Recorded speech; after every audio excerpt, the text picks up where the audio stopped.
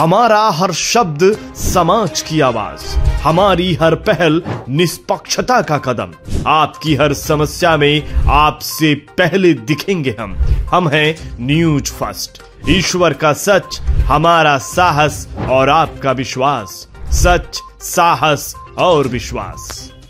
कारण काही उदय दोनही डग्यावर हात मारू नये आणि बरोबर संबंध इतके सुंदर करून ठेवलेले आहे ते उदयासाठीच आहे। तुझं माझं जमेना आणि तुझ्या वाचून करमेना, काही नाराजी काढून पुन्हा काही पदरात मिळेल एवढाच आता विषय राहिलेला आहे। माननीय पंतप्रधानांना न बोलवून मला वाटतं की तो पंतप्रधानांचा अपमान नाही तर तो भारताचा अपमान आहे असं मी समजतो। संख्या वाढते आहे पण त्याच्यात टेरिटरी जे लागतं वाघाला ती कमी पडत चालली। वाघ रस्त्यावर यायला लागले, गावात शिरायला लागले, वाघाची झुंजी वाढल्यात, रेल्वेच्या ट्रॅकखाली वाघ मारायला लागले।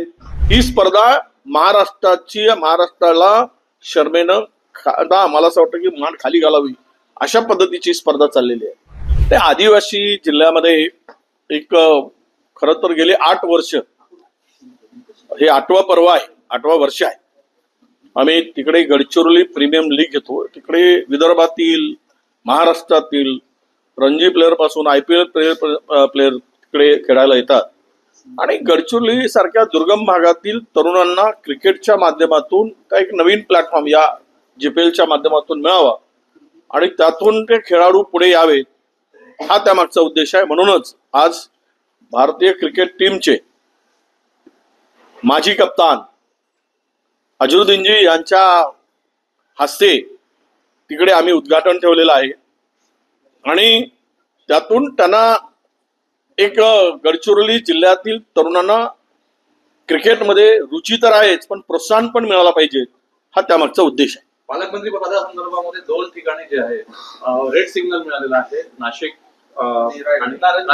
आणि रायगड। ही सगळी परिस्थिती पाहून आता सरकारलाच जनता स्थगिती देईल असं मला वाटायला लागलंय। काय चाललंय सावळा गोंधळ, काय ड्रामा चाललाय? इतके सगळे तुम्हाला मोठ्या प्रमाणात मॅन्डेट मिळाला, बहुमत मिळाला। तुम्ही हे सांगत होतात की स्वातंत्र्यानंतर एवढे कधीच मिळालं नाही। हा काय अशी सरकार चालवण्याची पद्धत आहे? आपसातले मतभेद इतके वाढलेत केवळ सत्तेसाठी, खुर्चीसाठी आणि त्यातून पैसे मिळवण्यासाठी ही स्पर्धा चालली आहे। ही स्पर्धा महाराष्ट्राला शर्मेनं मला असं वाटतं की मान खाली घालावी अशा पद्धतीची स्पर्धा चाललेली आहे।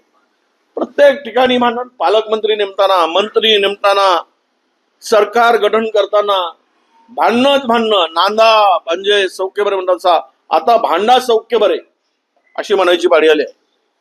भांडा आणि महाराष्ट्राचं वाटोळं करा। बदलत आहेत आता काही वेळेस, पुन्हा पुढच्या वेळेस तुम्हाला बघायला मिळेल आता पालकमंत्री बदलले, उद्या मंत्री बदलायची पाळी येईल, परवा उपमुख्यमंत्री बदलायची पाळी येईल, नंतर मुख्यमंत्री बदलायची पाळी येईल। बदलते जाओ, महाराष्ट्राचं वाटोळं करत जा एवढंच म्हणाल। माजी मुख्यमंत्री आणि सध्याचे उपमुख्यमंत्री एकनाथ शिंदे नाराज आहेत, दरे गावात गेल्याची माहिती नाही, पालकमंत्री असं आहे, एक म्हण आहे मराठीत, तुझं माझं जमेना आणि तुझ्या वाचून करमेना, काही नाराजी काढून पुन्हा काही पदरात मिळेल एवढाच आता विषय राहिलेला आहे। एकूणच बिचारा आमच्या शिंदे साहेबांची स्थिती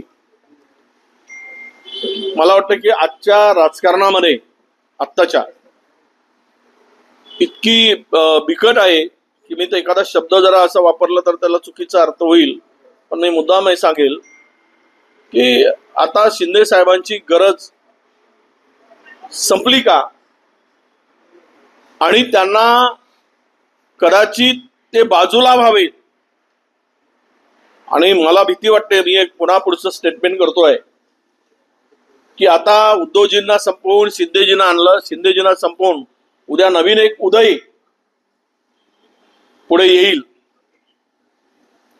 तो उदय कुठला असेल त्याला पुढे आणण्याचा प्रयत्न होईल। ही सुद्धा स्थिती महाराष्ट्रात येईल शिवसेनेच्या बाबतीत। उदय सावंत म्हणायचंय का तुम्हाला? मला वाटतं की उद्याचा शिवसेनेचा नवा उदय, तिसरा, तो तुम्हाला दिसेल ही शक्यता सुद्धा नाकारता येत नाही, कारण काही उदय दोनही डग्यावर हात मारू नये आणि बरोबर संबंध इतके सुंदर करून ठेवलेले आहे ते उदयासाठीच आहे. पंकजाताईंनी आज बोलून दाखवलंय की बीड जिल्ह्याचं पालकमंत्रीपद मला मिळालं असतं तर अधिक आनंद झाला असता असं त्यांनी. हो, तर त्यामुळे अधिक दुःख करूही नये, कारण आता दुःख करून मिळणार तरी काय. ज्यांची महाराष्ट्रामध्ये सगळे एक एक ओबीसीची मतं घेऊन सत्तेवर आले, पण ओबीसीच्या नेत्यांना मात्र पद्धतशीरपणे एकेकाला नेतृत्वहीन करायचे प्रयत्न प्रामाणिकपणे भारतीय जनता पक्षाकडून सुरू आहे.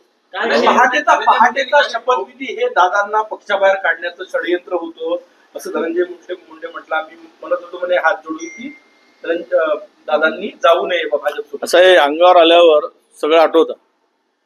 त्यावेळेस का नाही आठवलं? पुढाकार कोणी घेतला? जाऊ नका म्हणून काय सांगत होते? गेले तेच ना पुढे. दादांच्या नंतर त्यांना सोबत देणारा पहिला माणूस तर मला त्यावेळेस धनंजयच दिसत होते.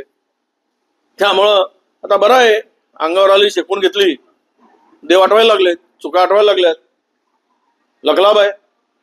अशोक चव्हाण असं म्हणताय की महायुती फुटणार आणि आगामी ज्या निवडणुका आहेत स्थानिक स्वराज्य संस्थांच्या त्यामध्ये महायुती काही एकत्र राहिलं असं वाटत नाही, त्यामुळे अशोक चव्हाणांच्या विधानाकडे तुम्ही कसं घ्यावं?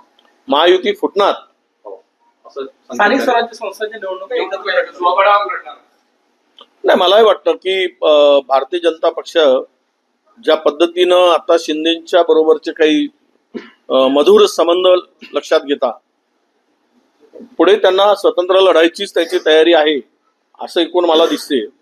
आणि स्थानिक स्वराज्य संस्थांमध्ये त्याची सुरुवात करावी आणि हळूहळू या दोघांनाही पहिले एकाला नंतर दुसऱ्याला बाजूला करून भारतीय जनता पक्षाला एक हाती महाराष्ट्रात सत्ता आणायची आहे. मृत्यू ज्या पद्धतीने चाललेला आहे त्याकडे ना सरकारचं गांभीर्यानं लक्ष आहे आणि 4.5% जंगल सुद्धा गेल्या 10 वर्षामध्ये कमी झाला. संख्या वाढते आहे पण त्याच्यात टेरोटेरी जे लागतं वाघाला ती कमी पडत चालली. वाघ रस्त्यावर यायला लागले, गावात शिरायला लागले, वाघाची झुंजी वाढल्यात, रेल्वेच्या ट्रॅकखाली वाघ मारायला लागले. तर हे जे आहे त्यांना तुम्हाला ट्रान्सलोकेट करायला लागेल, त्यांना दुसऱ्या ठिकाणी हलवावं लागेल आणि त्यानंतरच त्या वाघाला आपण वाचवू शकू. यासाठी इच्छाशक्तीची आवश्यकता आहे. सरकारकडे ती इच्छाशक्ती दिसत नाही.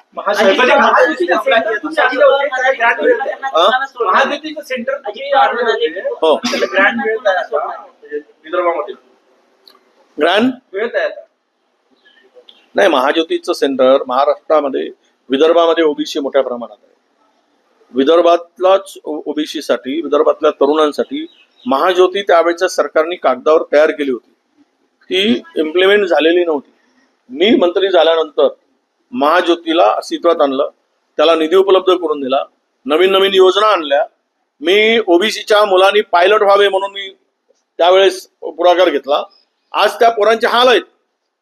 मुदती त्यांचं प्रशिक्षण पूर्ण झालं नाही, त्यांना पैसे मिळत नाही. हे काय चाललंय? त्यांच्या पोराच्या आयुष्याशी खेळणं सुरू झालेलं आहे. म्हणून याला महाज्योतीच्या माध्यमातून अधिक पैसे दिले गेले पाहिजेत. नवीन योजना आणून महाराष्ट्रातील आणि विशेष करून विदर्भातील या ओबीसीला न्याय मिळावं ही त्यामागची इच्छा होती. म्हणूनच मी नागपुरात ते कार्यालय आणलं. मधामध्ये हे कार्यालय हलवण्याचा सुद्धा काही लोकांनी प्रयत्न केला, त्याला मी विरोध केला होता. आणि आजही सांगतो की आता सरकारला आम्ही वेळ दिला 2 महिने की आता नवीन सरकार आलाय, काय करते ते बघू. पुढची स्टेप आमची आहेच तयार, काय करायचं ते आम्ही आमच्या आंदोलनाला घेऊन पुढे जाऊ. ओबीसीच्या हक्काची लढाई आम्ही पुन्हा लढू. राष्ट्रपती ट्रम्पच्या शपथविधीला माननीय पंतप्रधानांना न बोलवून मला वाटतं की तो पंतप्रधानांचा अपमान नाही तर तो भारताचा अपमान आहे असं मी समजतो. आणि भारताचा अपमान करण्याची हिंमत अमेरिकेमध्ये दिवसेंदिवस वाढत चालली आहे. ते कशामुळे वाढते आहे की आपली पत कमी होत आहे, आपल्या रुपयाची किंमत कमी होत आहे, डॉलरची किंमत वाढत आहे, त्यामुळे कदाचित हे होतं काय असाही प्रश्न आज देशातील जनतेपुढे आहे. अगर आप ये वीडियो YouTube पर देख रहे हैं तो हमारे चैनल को सब्सक्राइब कर बेल आइकन दबाएं।